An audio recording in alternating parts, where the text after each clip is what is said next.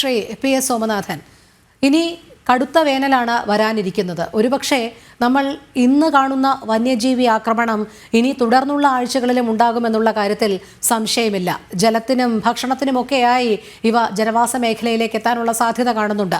ഇത് കാലാകാലങ്ങളായി ചർച്ച ചെയ്യുകയാണ്. വന്യജീവി ഭീതിയിൽ കഴിയുന്ന ഒരു വലിയ വിഭാഗം കേരളത്തിലുണ്ട്.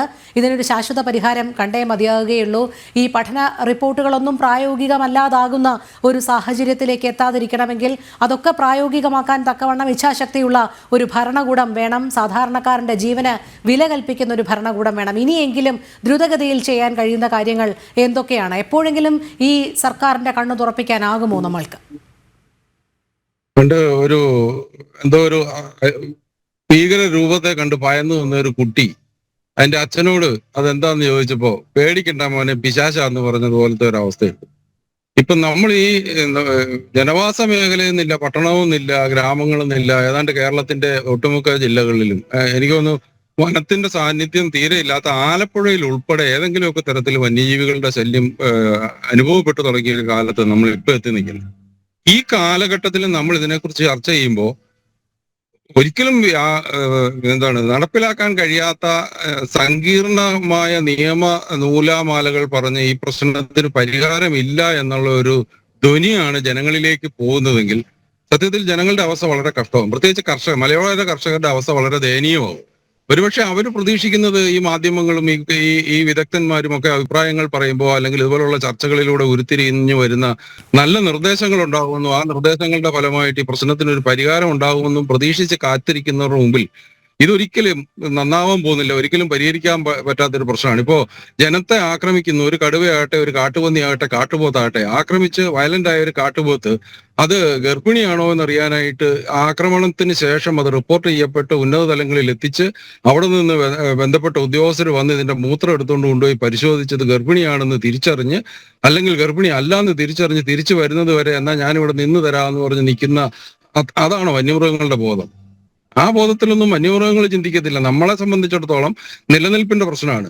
ഇപ്പൊ ഇതുവരെ കേരളത്തിൽ ഉണ്ടായിരുന്ന ഒരു പ്രശ്നത്തിൽ നിന്ന് അല്ലെങ്കിൽ ഇതുവരെ വന്നിരുന്ന കഴിഞ്ഞ പതിറ്റാണ്ടുകൾക്ക് മുൻപ് ഉണ്ടായിരുന്നിരിക്കാം, അന്ന് ഇത്രയും ജനസംഖ്യയില്ല, മലയോര മേഖലയിൽ ജനങ്ങൾ ഇത്രയും താമസിക്കുന്നില്ല. ഇപ്പൊ ഇതുപോലെ ജനങ്ങൾ തിങ്ങിപ്പാർക്കുന്ന പ്രദേശങ്ങളിലെല്ലാം വന്യമൃഗശല്യം ഉണ്ടാകുമ്പോൾ ഒരിക്കലും പ്രായോഗികമാകാത്ത നിയമങ്ങളും ചട്ടങ്ങളും വ്യാഖ്യാനങ്ങളും കൊണ്ട് ഇരുന്നിട്ട് കാര്യമില്ല. ഇനി ഇതിനെ എങ്ങനെ പ്രായോഗികമായിട്ട് നമുക്ക് നേരിടാം? ഇപ്പോൾ സമീപകാലത്ത് കോവിഡ് ബാധിച്ചപ്പോൾ അതിന് മുൻപ് വരെ ഉണ്ടായിരുന്ന ആരോഗ്യ മേഖലയിൽ ഉണ്ടായിരുന്ന പ്രോട്ടോക്കോളുകൾ പലതും മാറ്റി എഴുതിയിട്ട് ഒരു മഹാമാരിയെ നേരിടുന്നതിന് വേണ്ടിയിട്ട് പുതിയ ഒരു സമീപനം സ്വീകരിച്ചപ്പോഴാണ് കേരളത്തിന്റെ എല്ലാ ലോകത്തിന് മുഴുവൻ പ്രത്യേകിച്ച് കേരളത്തിലും ഈ കോവിഡിനെ ഫലപ്രദമായി നേരിടാൻ സാധിച്ചത്. അതുപോലെ തന്നെ ഒരു വലിയ പ്രശ്നമാണിത്. ജനങ്ങളുടെ ജീവനും സ്വത്തിനും എന്ന് മാത്രമല്ല, കാർഷിക മേഖല തകർന്ന് തരിപ്പണമായിക്കൊണ്ടിരിക്കുകയാണ്. ഇപ്പൊ ഇവിടെ നമ്മൾ ആനയുടെയും കാട്ടുപോത്തിന്റെയും കടുവയുടെയും ഒക്കെ കാര്യം പറഞ്ഞ് വളരെ നിസ്സാരമെന്ന് പറയാവുന്ന കുരങ്ങിന്റെ ശല്യം വളരെ രൂക്ഷമാണ്. കാർഷിക വിളകൾ നശിപ്പിക്കുന്നതിൽ കുരങ്ങിന്റെ പങ്ക് വളരെ വലുതാണ്. മലയെണ്ണാൻ കാഴ്ചക്കൊക്കെ വളരെ മനോഹരമാണ്, പക്ഷെ മലയെണ്ണാന്റെ ഉപദ്രവം നാളികേരം കൃഷി ചെയ്യുന്നവർക്കറിയാം, തെങ്ങ് കൃഷിക്കാർക്കറിയാം. ഈ മലയോര മേഖലയിലെ തെങ്ങുകളിൽ ഒന്നും വെള്ളക്കേക്ക് മുകളിലേക്ക് നാളികേരം പിടിക്കില്ല, അപ്പൊ തന്നെ അത് മലയെണ്ണാൻ നശിപ്പിക്കും. ഈ രീതിയിൽ ഏതെല്ലാം തരത്തിൽ കാർഷിക വിളകൾ നശിപ്പിക്കാവോ അങ്ങനെയെല്ലാം നശിപ്പിക്കുന്നതിന് ഓരോ തരം വന്യമൃഗങ്ങളുണ്ട്. മയില്, നമ്മുടെ ദേശീയ പക്ഷിയായ മയില് കാഴ്ചയിൽ എന്ത് സുന്ദരമാണ്. ഈ മയില് പറന്നിറങ്ങി നാട്ടിലേക്ക് വന്നു കഴിഞ്ഞാൽ അതിനെ കൊണ്ടുള്ള ഉപദ്രവം എന്തെല്ലാമാണ്. അപ്പൊ ഇത്തരത്തിലുള്ള എല്ലാ വന്യമൃഗങ്ങളും ജനവാസ മേഖലയിൽ ഇറങ്ങി ഒന്നല്ലെങ്കിൽ മറ്റൊരു തരത്തിൽ മനുഷ്യനെ ഉപദ്രവിച്ചുകൊണ്ടിരിക്കുമ്പോൾ സമയബന്ധിതമായ തീരുമാനങ്ങൾ ഉണ്ടാവണം. ഇപ്പൊ എനിക്ക് തോന്നുന്നു ഒരു 6 മാസം മുൻപ് കേരള വനം വകുപ്പ് കുരങ്ങിന്റെ ഉപദ്രവത്തിൽ നിന്ന് കുരങ്ങിനെ എങ്ങനെ പ്രതിരോധിക്കാം എന്നതിന് ഒരു ആക്ഷൻ പ്ലാൻ തയ്യാറാക്കുന്നതിന് തീരുമാനിച്ച് വനം വകുപ്പിന്റെ വെബ്സൈറ്റിലും അത് പ്രസിദ്ധീകരിച്ചിട്ടുണ്ട്. എന്തായി? ഈ 6 മാസം കൊണ്ട് അതിന്റെ ആക്ഷൻ പ്ലാനിൽ എന്തെങ്കിലും ഒരു ചെറുവിരൽ അനക്കാൻ സാധിച്ചോ? ഈ കെടുകാര്യസ്ഥത തന്നെയാണ് ഇവിടുത്തെ പ്രശ്നം. അതിന് രാഷ്ട്രീയം. ഇപ്പൊ വേറൊരു കാര്യം ഇവിടെ എടുത്തു പറയാതിരിക്കാൻ നിവൃത്തിയില്ല. കേരളത്തിൽ ഇപ്പോൾ സാധാരണക്കാരായ ജനങ്ങളില്ല. കേരളത്തിലുള്ളതെല്ലാം രാഷ്ട്രീയക്കാർ. ഏതെങ്കിലും രാഷ്ട്രീയത്തിന്റെ ഞാൻ അതിന് ശരിയായ പേര് പറഞ്ഞ അടിമകൾ എന്ന് പറയേണ്ടി വരും. ആ രാഷ്ട്രീയ അടിമത്തം കാരണം ഒരു പ്രശ്നത്തെ സമീപിക്കുമ്പോൾ തന്റെ പാർട്ടിക്ക് അല്ലെങ്കിൽ തന്റെ നേതാക്കന്മാർക്ക് നോവരുത്. ഞാനൊരു അഭിപ്രായം പറഞ്ഞാൽ എന്റെ നേതാവിന് നോവരുത് എന്നുള്ള രീതിയിലാണ്. ഞാൻ ചത്താലും കുഴപ്പമില്ല, അല്ലെ എന്നെ വന്യമൃഗങ്ങൾ ആക്രമിച്ചാലും കുഴപ്പമില്ല, എന്റെ നേതാവിനും എന്റെ പാർട്ടിക്കോ ദോഷം വരരുത് എന്നുള്ള രീതിയിൽ ഇതിനെ സമീപിക്കുന്നത് കൊണ്ടാണ് കുഴപ്പം. അതേസമയത്ത് ജനകീയ പ്രശ്നങ്ങളിൽ ജനങ്ങൾ ഒറ്റക്കെട്ടായിരുന്നു. ഞാനൊരു ഉദാഹരണം പറഞ്ഞല്ലോ, അവിടെ എല്ലാ രാഷ്ട്രീയ പ്രവർത്തകരും ഉള്ള എല്ലാ രാഷ്ട്രീയ പാർട്ടിക്കും പ്രവർത്തകരുള്ള നേതാക്കന്മാരുള്ള ഒരു നാടാണ്. ആ നാട്ടിലെ കക്ഷി രാഷ്ട്രീയത്തിന് അതീതമായി നിന്നപ്പോ ചെറിയൊരു പ്രദേശത്തെ കാട്ടാന ശല്യം നിയന്ത്രിക്കാൻ, അത് എന്നേക്കുമായി അവസാനിപ്പിക്കാൻ ആ നാട്ടിലെ ജനങ്ങൾക്ക് സാധിച്ചെങ്കിൽ, ജനങ്ങൾ ഒറ്റക്കെട്ടായിട്ട് നിന്നാൽ ഏത് ഭരണകൂടവും ഉണർന്നു പ്രവർത്തിക്കും. നിലവിൽ ഇവിടെ ആരോ സൂചിപ്പിച്ചതുപോലെ ഈ വകുപ്പുമായി യാതൊരു ബന്ധവുമില്ലാത്ത ഒരു അതിനെ സംബന്ധിച്ച് ഒരു ധാരണയും ഇല്ലാത്ത ഒരു മന്ത്രിയാണ് ഇന്ന് കേരള വനം വകുപ്പ് ഭരിക്കുന്നത്, കേരള വനം വന്യജീവി വകുപ്പിന്റെ തലപ്പത്തിരിക്കുന്നത് എന്നുള്ളതാണ് ഏറ്റവും വലിയ പരാജയം. കാരണം ഞാൻ ആദ്യം പറഞ്ഞതുപോലെ കേരളത്തിന്റെ ഒരു 30% വരുന്ന ഭൂപ്രദേശത്തിന്റെ അധിപന്മാരാണ് വനം വകുപ്പ്. അതായത് കേരളത്തിന്റെ 1/3 ഭാഗത്തിന്റെ സർവാധികാരികളാണ്. അവിടെ യാതൊരു ഇടപെടലിലും ഒരു വകുപ്പുകൾക്കും കടന്നു കയറാൻ കഴിയില്ല. ആ 30% എന്ന് പറയുന്നത് ഭരിക്കുമ്പോൾ ആ ഭരണം കൊണ്ട്, അല്ലെങ്കിൽ ആ 30% കൊണ്ട് ജനങ്ങൾക്ക് ഉണ്ടാവേണ്ട ഗുണത്തിന് പകരം അത് ദോഷമായി മാറുമ്പോൾ അതിനെ എങ്ങനെ പ്രതിരോധിക്കാമെന്നതിന് തക്കതായ നയരൂപീകരണം കാലം മാറുന്നതിനനുസരിച്ച് കോലവും കെട്ടും. ഇപ്പോ കഴിഞ്ഞ 10, 50, 30 വർഷങ്ങൾക്ക് മുൻപുണ്ടായിരുന്ന മനുഷ്യനും വന്യജീവികളും തമ്മിലുള്ള അന്തരവും സംഘർഷവും അല്ലല്ലോ ഇപ്പോൾ ഉള്ളത്. അതുകൊണ്ട് തന്നെ പുതിയ കാലത്തിനനുസരിച്ചുള്ള പുതിയ നയ സമീപനങ്ങൾ ഉണ്ടാകണം. അതിന് കക്ഷി രാഷ്ട്രീയത്തിന് അതീതമായിട്ടുള്ള കൂട്ടായ ഒരു അന്വേഷണം ആവശ്യമുണ്ട്. അനുഭവങ്ങളിൽ നിന്ന് പാഠം ഉൾക്കൊള്ളണം.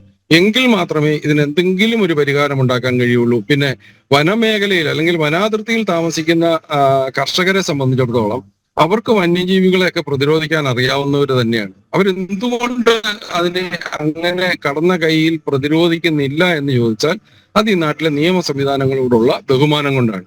പക്ഷെ അതൊരു ബലഹീനതയാണ് എന്ന് സർക്കാരും അല്ലെങ്കിൽ ബന്ധപ്പെട്ടവരും കരുതുമ്പോഴാണ് കൂടുതൽ സംഘർഷം ഉണ്ടാകുന്നത്. അതേസമയം അവരെ ജീവികളുടെ ആക്രമണം മൂലം അവശത അനുഭവിക്കുന്ന ജനങ്ങളെ കൂടി വിശ്വാസത്തിൽ എടുത്തുകൊണ്ട് അവരുടെ കൂടി പങ്കാളിത്തത്തോടെ ഇപ്പൊ RRT എന്ന് പറഞ്ഞൊരു സംവിധാനം, RRT എന്ന് പറയുന്ന പല സ്ഥലങ്ങളിലും ഈ RRT രൂപീകരിച്ചിട്ടുണ്ട്. പക്ഷെ RRTക്ക് വാഹനമില്ല, വാഹനം ഉള്ളിടത്ത് ഇന്ധനമില്ല, ഇന്ധനം ഉള്ളിടത്ത് ടയറില്ല. പല അനുഭവങ്ങളുണ്ട്. ഞാൻ വേണം സ്പെസിഫിക് ആയിട്ട് എവിടെയാണ് ഈ അനുഭവങ്ങൾ എന്നൊക്കെ പറയാം. ഈ സമീപകാലത്ത് വളരെ പെട്ടെന്ന് നമ്മൾ ദേശീയപാത 183 കുട്ടിക്കാനത്തിന് സമീപം കാട്ടാന ഈ അടുത്ത സമയം ഒരു ആരുടെ ഓർമ്മയില്ല, അവിടെ താമസിക്കുന്ന ആരുടെ ഓർമ്മയിൽ അവിടെ മുൻപ് കാട്ടാന ഇറങ്ങിയതായിട്ട് അറിയില്ല. ഒരു സ്കൂൾ വിട്ടു വന്നപ്പോൾ സ്കൂൾ കുട്ടികളുടെ ഇടയിലേക്ക് ഒരു കാട്ടാന ഇറങ്ങി ഓടി വന്ന് മിക്കവാറും അതെല്ലാ ടെലിവിഷൻ ചാനലുകളിലും വാർത്തകൾ സംപ്രേഷണം ചെയ്തതാണ്. എന്തൊരു ദുരന്തം! വളരെ തലനാരിഴയ്ക്കാണ് കുറെ കുട്ടികൾ രക്ഷപ്പെട്ടത്. അല്ലെങ്കിൽ അത് കേരളത്തിലെ ഏറ്റവും വലിയ ദുരന്തമായി മാറുമായിരുന്നു. സ്കൂൾ വിട്ട് വന്ന സമയത്ത് ഒരു കാട്ടാന ആ മേഖലയിലേക്ക് പ്രത്യക്ഷപ്പെട്ടത്. ആ ആന അവിടെ ഇറങ്ങി തുടങ്ങിയപ്പോൾ മുതൽ വനം വകുപ്പിൽ നാട്ടുകാർ പരാതിപ്പെടുമ്പോൾ വനം വകുപ്പിൽ നിന്ന് കിട്ടുന്ന മറുപടി RRTക്ക് വാഹനമില്ല, വാഹനത്തിന് ഇന്ധനമില്ല. ഈ രീതിയിലുള്ള നിസ്സംഗതയാണ് ഞാൻ ആദ്യം മുതൽ പറയുന്നതാണ്. വനം വകുപ്പിന്റെ നിസ്സംഗത ഉന്നത തലങ്ങളിൽ താഴെ തട്ടിൽ ജോലി ചെയ്യുന്ന ഇപ്പൊ ഈ RRTയുടെ ഒക്കെ ഭാഗമായി ഫീൽഡിൽ വർക്ക് ചെയ്യുന്ന സാധാരണക്കാരായി ഇന്നിപ്പോ കടുവയുടെ ആക്രമണത്തിൽ പരിക്കേറ്റ ജയസൂര്യൻ അങ്ങനെ കണ്ടാണെന്ന് തോന്നുന്നത്. അതുപോലുള്ള സാധാരണക്കാരായ ഉദ്യോഗസ്ഥന്മാരാണ് ഇതിനകത്ത് ജനങ്ങളുടെ മുൻപിൽ കല്ലേറേറ്റ് വാങ്ങുന്നത്. പക്ഷെ അവരെന്ത് ചെയ്യാനാണ്? ഉന്നത തലങ്ങളിൽ നിന്ന് വരുന്ന നയ സമീപനത്തിന്റെ പരിണിത ഫലം, അതുകൊണ്ടുണ്ടാകുന്ന വൈഷമ്യങ്ങൾ നേരിടേണ്ടി വരുന്നത് ജനങ്ങളും ഈ താഴെത്തട്ടിലെ ഉദ്യോഗസ്ഥന്മാരുമാണ്. ഈ കാര്യത്തിൽ കുറച്ചുകൂടി ഉദാരമായ ഒരു സമീപനം ആവശ്യമാണ്. സങ്കീർണമായ നിയമപ്രശ്നങ്ങൾ പറഞ്ഞുകൊണ്ടിരുന്നാൽ ഇത് കൂടുതൽ കൈവിട്ട കളിയായി മാറും. അത്തരം കൈവിട്ട കളിയിലേക്ക് തന്നെയാണ് കാര്യങ്ങൾ പോയിക്കൊണ്ടിരിക്കുന്നത്.